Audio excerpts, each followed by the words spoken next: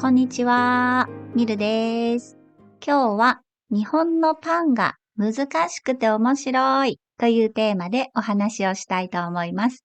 難しくないですか？この間ね、パン屋さんに入ったら、パンの名前とか説明書きをスマホで翻訳している人がいたんですね。で、その時にね、確かにこれは難しいよなーって思いました。文化的前提がまず違いますから当然のことなんですが、パン屋さんってね、特に難しいんじゃないかなって思いました。例えばね、あんこっぺって聞いて、どんなパンを想像しますか？これはね、コッペパンにあんこを挟んだパンなんです。まずコッペパンが何なのかっていう話ですよね。コッペパンって昔ね、小学校の給食によく出てたパンなんです。焼きそばパン知っていますか？細長いパンです。焼きそばパンはコッペパンに焼きそばを挟んだものです。今はね、こうやってコッペパンにいろんな食材を挟んで食べますが、昔はね、コッペパンがご飯代わりに給食に出ていたんですよ。ちょっとね、話がそれるんですが、給食にね、コッペパンとお味噌汁と牛乳が出てたんですよ。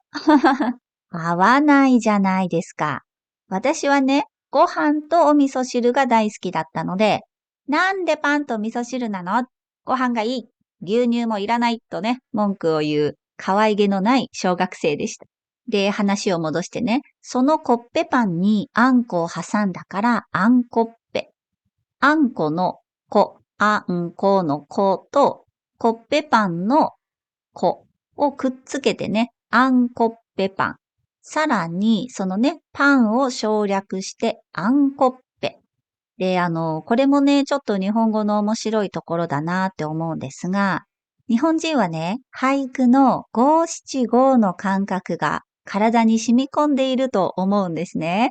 いろんなところにね、五七五って出てくるんですよ。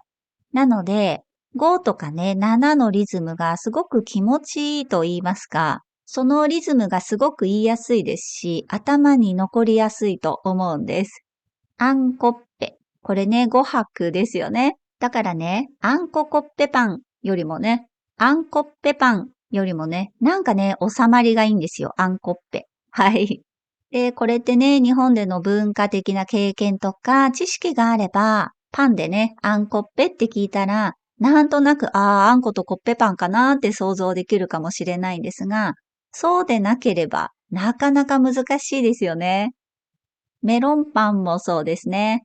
メロンパンと聞いて、あの形の甘いパンねってすぐ理解できる人と、メロン味のパンなのかメロンが入ってるのかなとかね、いろいろ考える人もいると思います。また、メロンパンを見て、メロンパンだってなる人と、なんだこれ、何のパンなんだろうってなる人がいますよね。それは全部ね、文化的経験、背景知識があるかないかですよね。だからね、前提知識が全くない人が日本のパン屋さんに行くと結構大変。でもね、新しい発見がたくさんあって、すごく面白い場所なんじゃないかなって思います。アレルギーがある人だとね、ちゃんと調べないといけないんですが、そういうのがなければ、大変ではあるけれど、なんだこれってなると思うんですが、すごくね、面白い場所かもしれません。いろんなね、発見があると思います。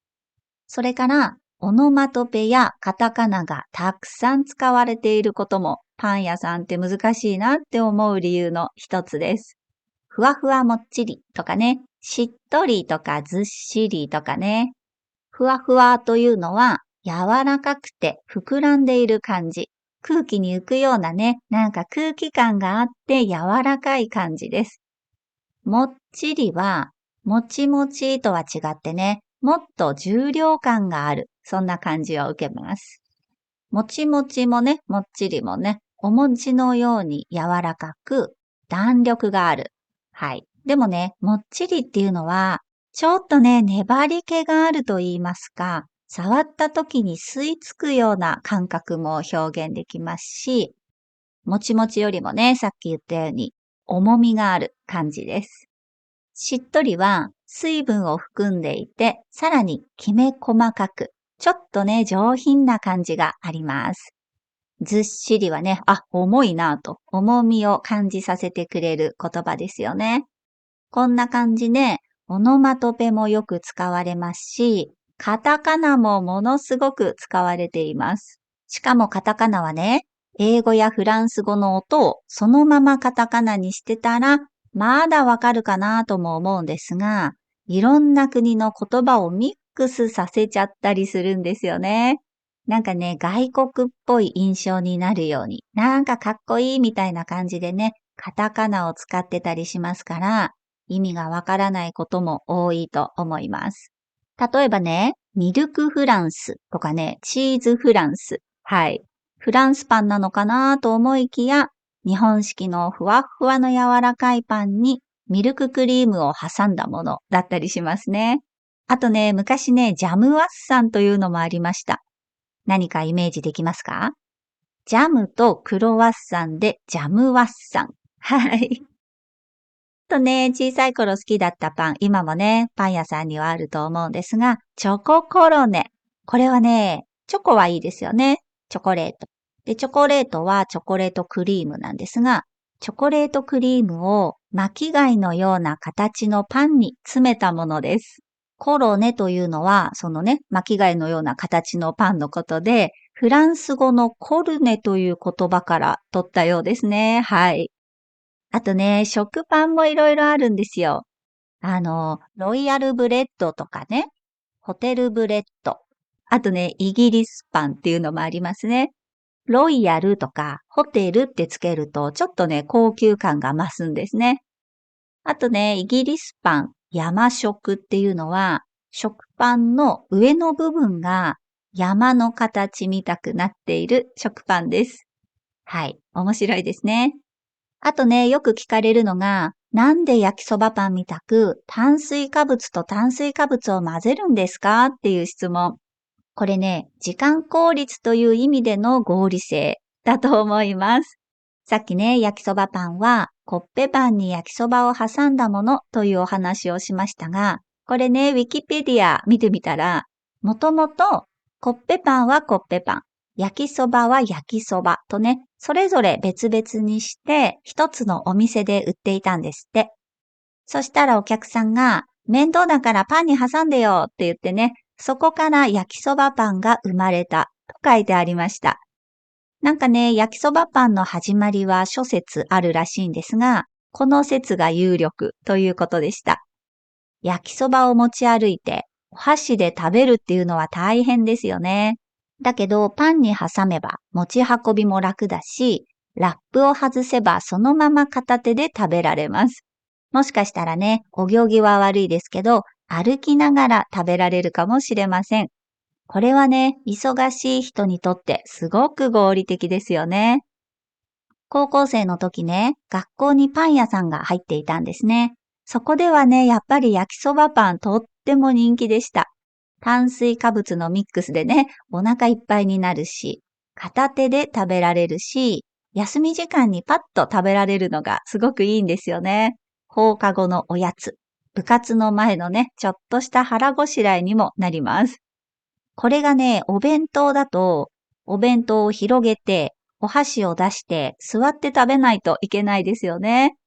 それにね、お弁当箱とお箸を持って食べますから、両手が塞がってしまいます。片手で持てるパンだとね、気軽に食べられる。